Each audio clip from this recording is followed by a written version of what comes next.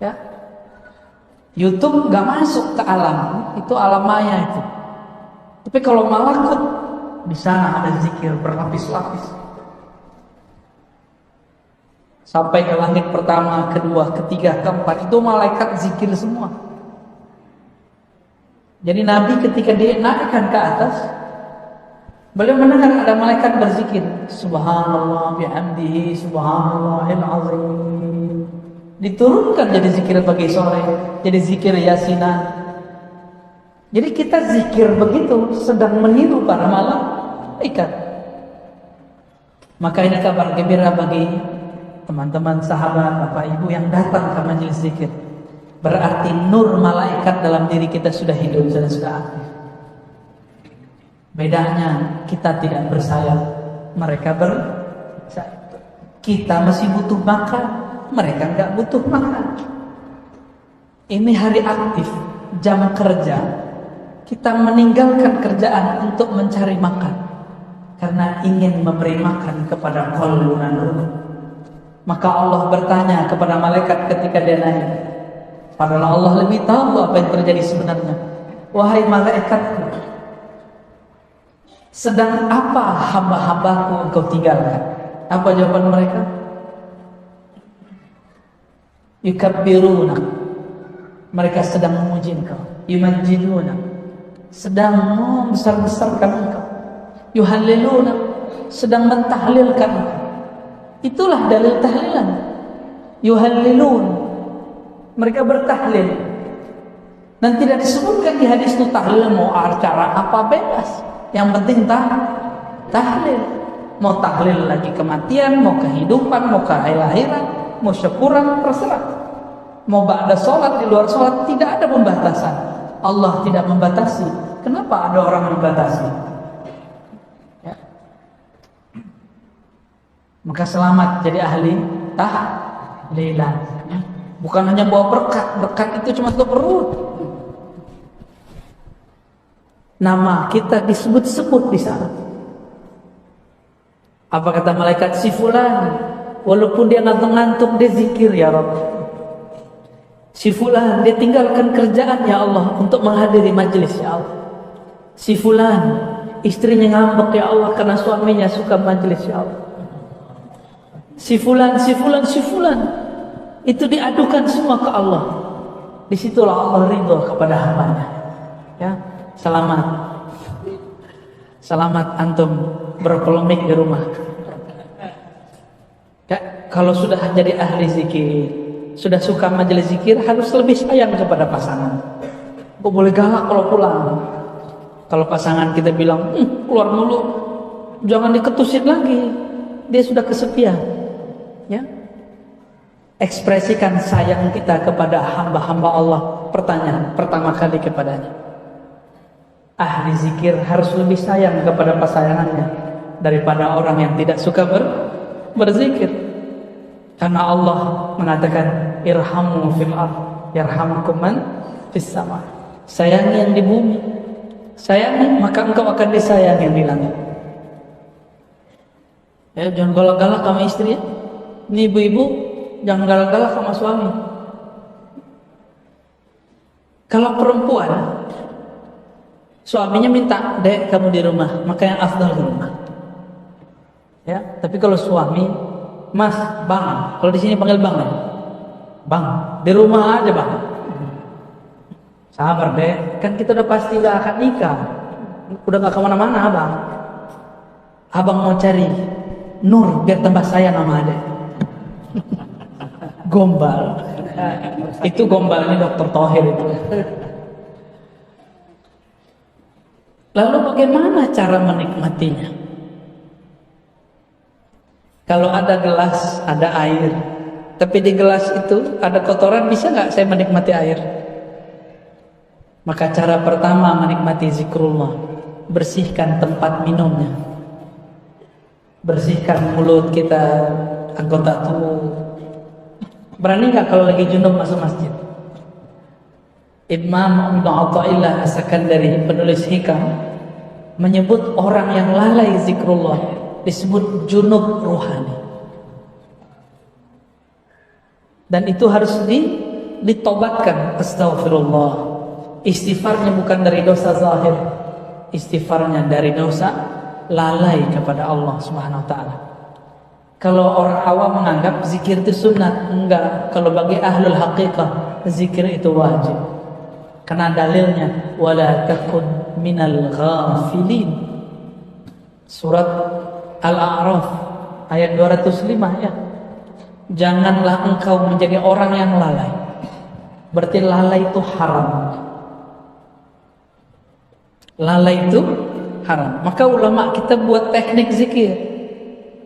Ada zikir 1000, 100, 1000, 5000, 70.000. Sampai zikir tidak ada hitungan lagi.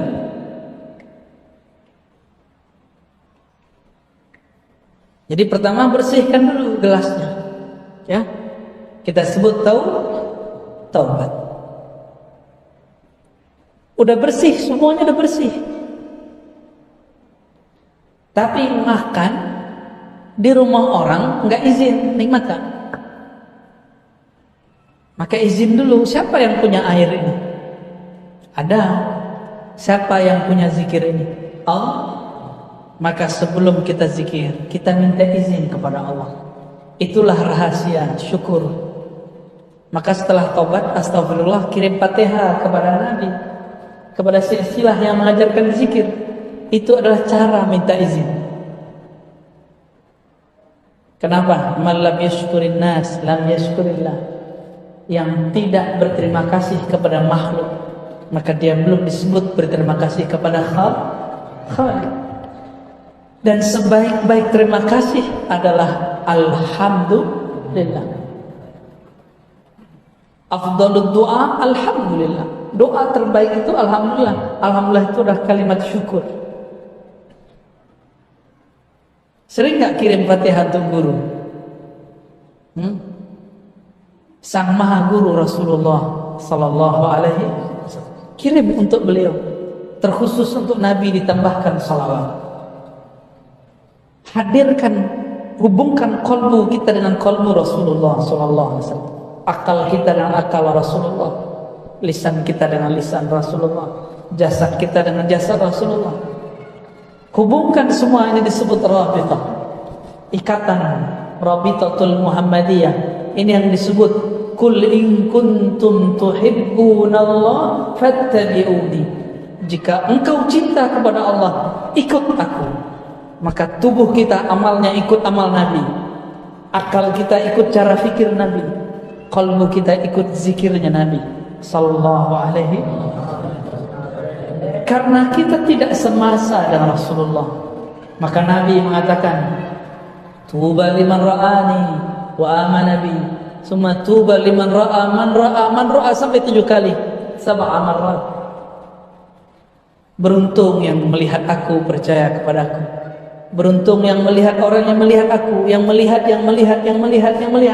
Jika diteruskan ini sudah generasi ke 20 sekian atau 30 sekian.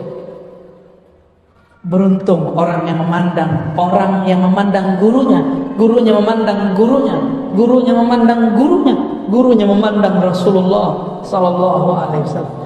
Syukur-syukur gurunya bermimpi ketemu Rasulullah. Syukur-syukur gurunya diizinkan memandang Rasulullah dalam keadaan yaqظah, dalam keadaan jaga. Maka antum pandang dia.